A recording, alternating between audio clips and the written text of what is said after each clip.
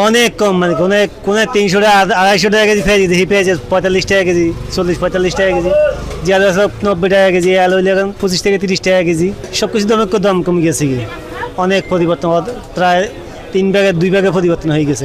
গত বছর রমজানের তুলনায় এই বছর রমজান অনেক কম।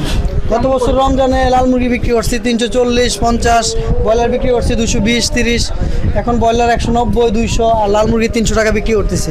আগের তুলনায় এই বছর প্রত্যেকটা সদাই দাম, মাছের দাম কম। আবার যে কোনো মাছই নেবেন, গেছে বছর থেকে এই বছর 30-40-50 টাকা কম। রুই মাছ 400-450, এবার 350-400। এই যে বল মাছ এই 600-700 টাকা কেজি, আগে 800-1000 টাকা বেচছে। গতবার রমজানের চেয়ে এবছর এখন মোটামুটি ইনশাল্লাহ দাম কম, জিনিসপত্র অনেক কম। কারণ গতবার তো মনে করেন এখন কোনো সিন্ডিকেট নেই, যে জন্য জিনিসপত্র এখন দাম কম। গত বছরের চেয়ে এই বছর অনেক কম।